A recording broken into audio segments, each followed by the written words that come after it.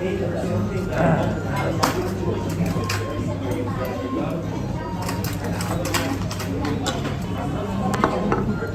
na.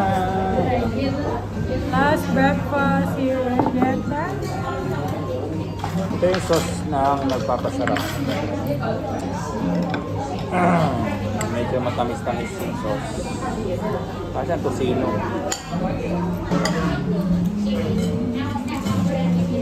Gusto mo kayo?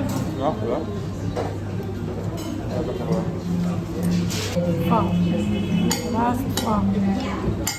In Vietnam.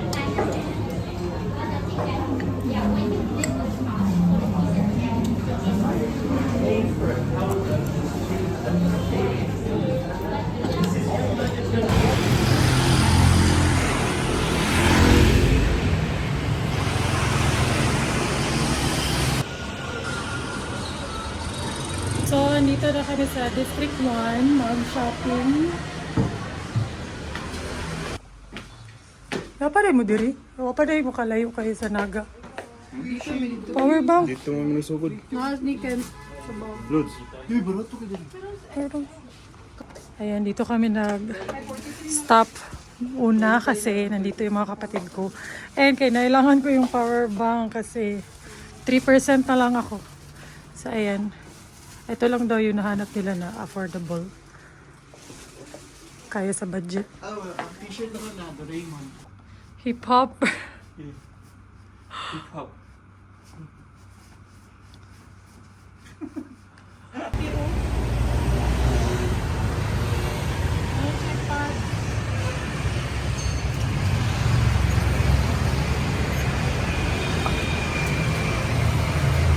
Ano mo yun? Anay foam eh.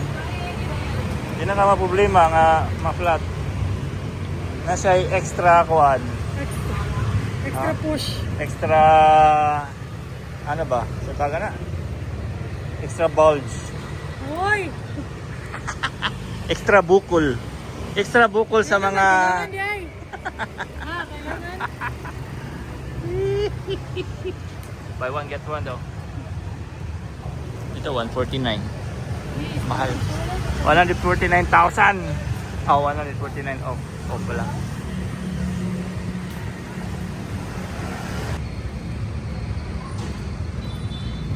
Pang mo sa loob, guys. Sulod, sulod. Oh.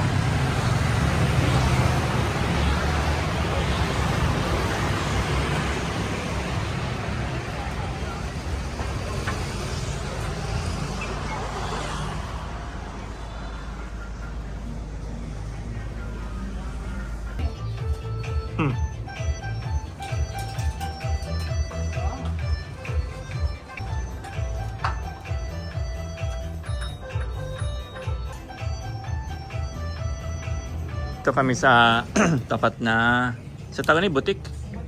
Ayan, daming magaganda dito oh. Ayan, pero pong babae. Ayan, puro pong babae. Tapos yung mga merong waiting area sa mga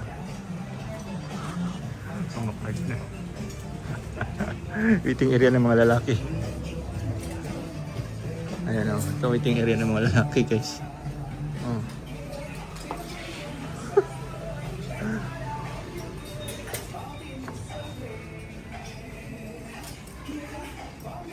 Tatinat.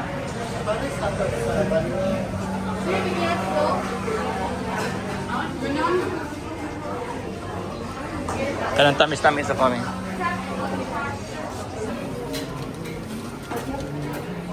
Saan mag-order mo? So, dito kami sa Katingka. Katinas, Katingka. Hopeless.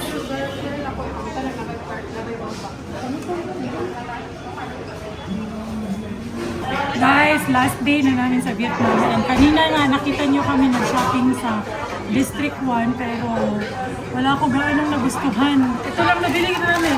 Or ako lang nakabili. Shorts lang, dalawang shorts.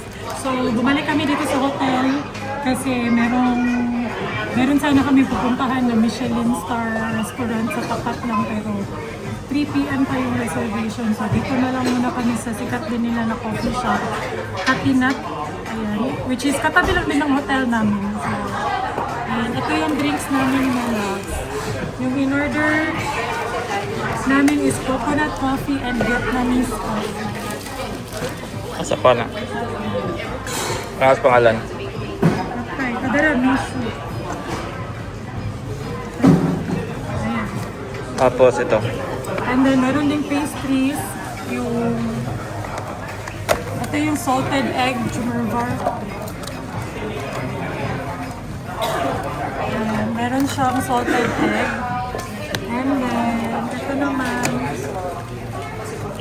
banana cake.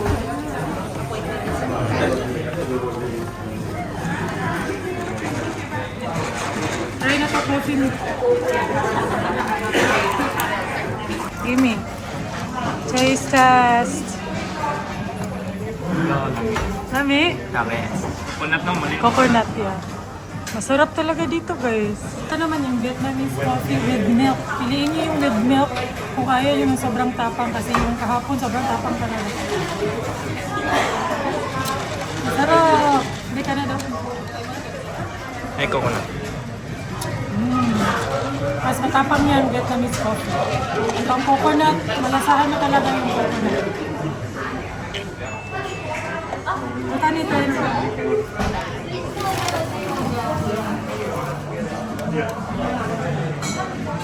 Ay, kung saan Drew?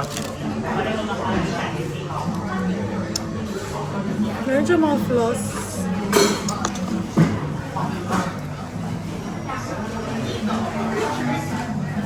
Parang sa bread ko. Mabigat, medyo may mabigat. So, and then mainit yun.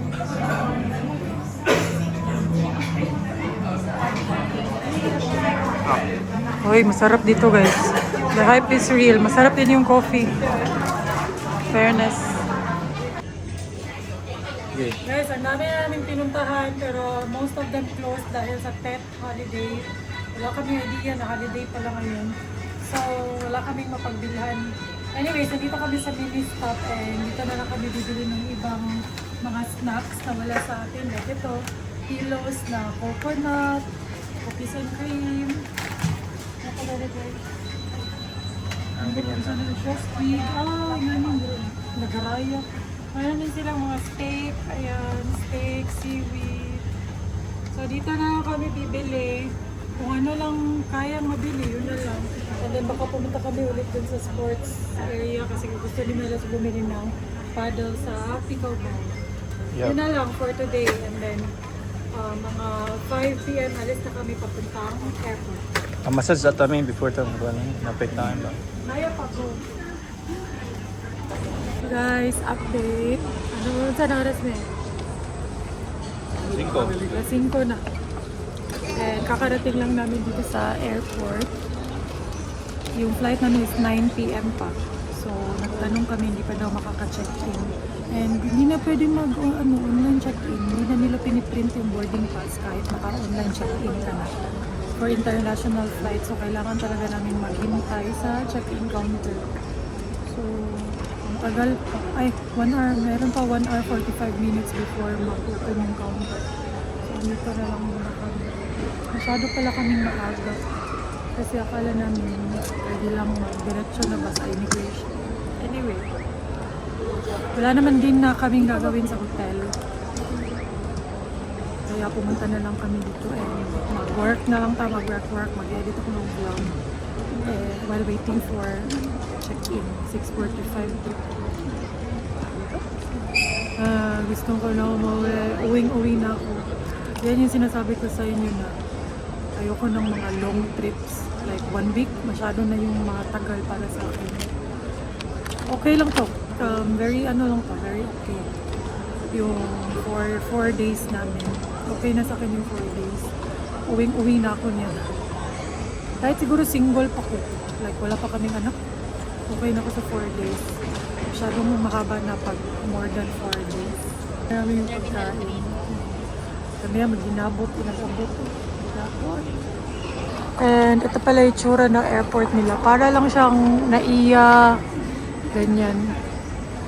Meron pa kaming 1 oras, 1 hour. So, no choice. Kain tayo dito sa airport. And 6:45 po. Ayan, may banh mi dito sa airport of course. Tinatanggalan na lang namin ng coriander at saka or yung cilantro.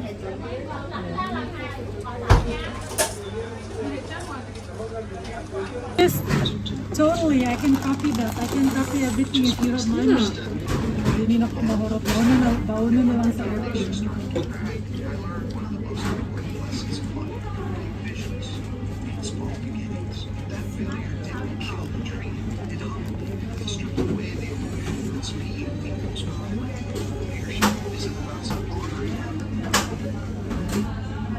Grabe yung pila. Oh, tingnan nyo. Wala pang 6:45 pero start na yung pila. Ay naku. Ay naku. Sure mo, ni? Boarding. Hindi namin ako boarding.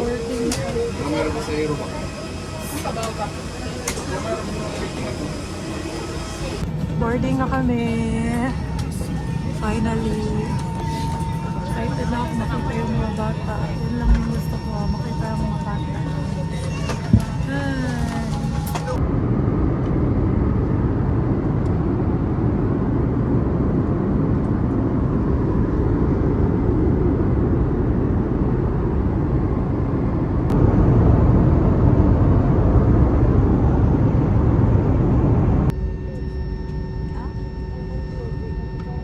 Finally, Cebu. Cebu is my love of my life. Luka, natikay ko. I'm so excited to see my baby. Oh, wow. May, what's at a grab?